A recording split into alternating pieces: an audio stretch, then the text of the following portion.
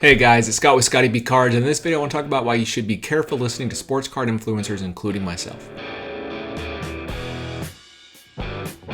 So like I said in the introduction, I want to talk about content posted on the internet and why you should not let that ruin your fun of sports cards. Lately, I've been seeing tweets, comments, posts like this, and I want to discuss it. I've actually wanted to make a video like this for a long time, but I don't want anyone in particular to feel attacked, and I don't want this to come off as inauthentic, and that's kind of why I haven't done it. But I saw this post, and I thought, you know what, I'm going to try to summarize my thoughts on sports card content and why, yes, you should enjoy it and watch it if you like it. Thanks for watching my video right now, but you should take everything every single person says to you with a grain of salt. And not saying like all of it's bad, but just bring it in, think about it, and make your own decisions, and don't let what other people think determine how you have fun in sports cards. And so this guy, Aaron, I don't know Aaron, but it's Aaron in Texas, saw this on X. He said, man, I don't know, I'm kind of souring on the hobby. That's the last thing we want to do. Tired of all the blue check marks crapping on what you collect because it isn't expensive or not graded by PSA. It's getting tiresome. I don't think Aaron's alone. You may yourself, if you're watching this video, have had times where you watched content, including my own, where you were just like, oh gosh, that was terrible. Or you watch someone else and you're just kind of sick of hearing about topics, or you're sick of hearing specific things. And I want to talk about why you feel that way, in my opinion. Like why I feel that way is probably a better way to say it, and how I try to avoid that feeling, because I have to do the same thing.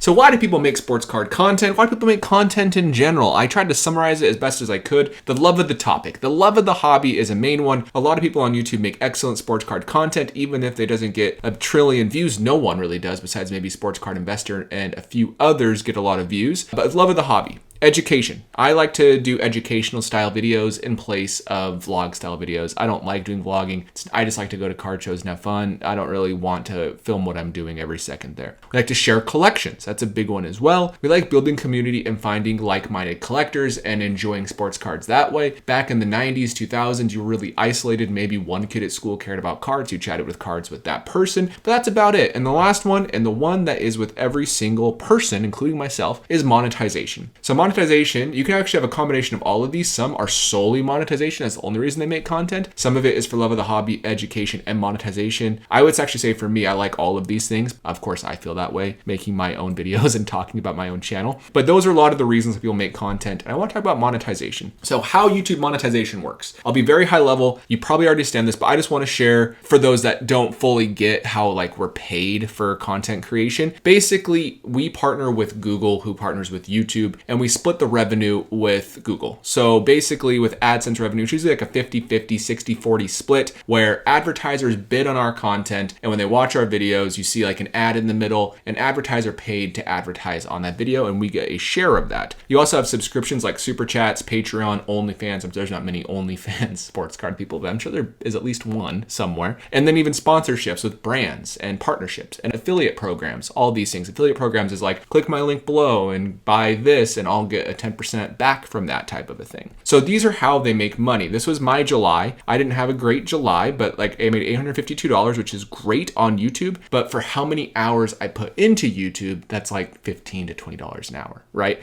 I actually pay for editing and thumbnail creation. I have all the ideas for the thumbnail creation, but I'm not an editing pro. So what I do is I pay someone that I know who's a really good friend of mine. Shout out editor Lance. You're the best. I love you, man.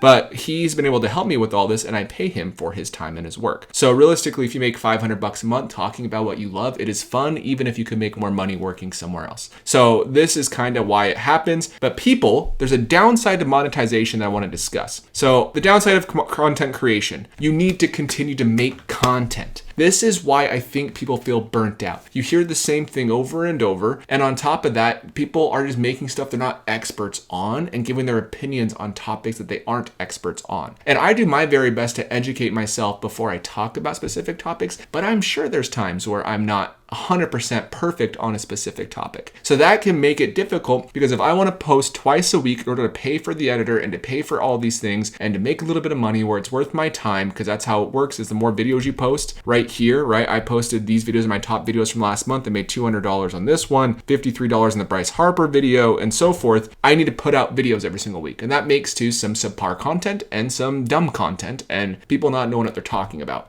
This is particularly on Twitter, Instagram, and Facebook. You are awarded for engagements, which leads to divisive content, because it's actually different on YouTube. If someone doesn't like your video, they'll vote it down and then they will click off of the video. And because of that, your content suffers. But if you're on Twitter, Instagram, and Facebook, if you get someone mad and they comment, that really helps that person because it gets shared. They're not looking at if it's positive or negative interactions. They're looking for likes, quote tweets. They're looking for all these things where there's engagement going on. So that is where they post divisive content that isn't particularly helpful or educational or anything fun in sports cards. There's a lot of elitism in regards to like cards and values of cards, which can be a challenge to listen to and to see and to compare yourself, and you get burnt out because maybe you like collecting someone like Alfonso Soriano and you like his refractors, but they're not super valuable, so you might feel bad because someone is buying Aaron Judge Bowman Chrome autographs worth $50,000 and they're posting about it, and it makes you feel like it's not very fun, and that can be hard with keeping up with the Joneses. And so that's a huge issue with content creation and burnout, not just of the person creating the content, but for the viewer. And that is my issue at times when I am like, my hobby is sports cards. In my day job, I talk about my YouTube channel, and that includes sports cards. I make content on sports cards. And so all of this can be difficult, and keeping up the Joneses is a big one, and as you get burnt out. Bad advice can be given. This is very common. I feel like we saw this even more during the pandemic boom, where people were just giving bad picks and advice and people were losing money now. But even me, like, I've been wrong over the years. I feel like I've been correct most of the time, but I have bad takes. Like, none of this is like actual investment advice. It's just people having fun with sports cards on the internet, and some people would argue sports cards shouldn't even be investments. So I guess, how do you avoid burnout in sports cards? Not all content creators are bad. I want to say the large majority are actually really great, but don't take content too seriously. With that being said, including my own, take everything with a grain of salt. Like I mentioned, take it in,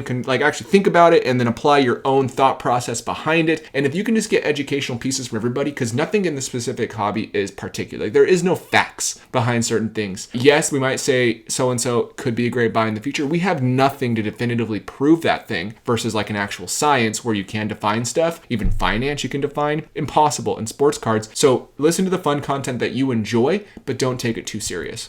It's okay to take a break from a specific content creator. It's okay to take a break from actual social media platforms. It's probably actually really good to take a break every once in a while. But take a break from content if you burn out. Don't let people on the internet talking heads really ruin your love for something you care about. You can take a step back. I know a fun part of the hobby is posting what you purchased online, but it's okay not to. Like, really, it's not. I have a bunch of cards I want to post and I haven't gotten around to it. It is fun to do so, but if you need a break, that's totally fine. Content creators are just collectors who record themselves talking. Literally. That is literally it. It could even say content creators are just people who record themselves talking, because some content creators aren't collectors, and that's pretty obvious. They're in it for that monetization aspect. Make your own content. This is fun, right? Like, make your own content, post it on YouTube. People want to hear what you have to say. People are usually like-minded to you. Try to be respectful of others, but like, do what you feel like people want to see and hear, and you want to build your own community, and that can help you avoid burning out of other content creators, because you're able to make content that you feel like is genuine and what you believe is true and all that stuff. So overall, I've been debating making this video, and I just want to say, people have incentives to post content. Don't let it ruin your own sports card collecting. Have fun.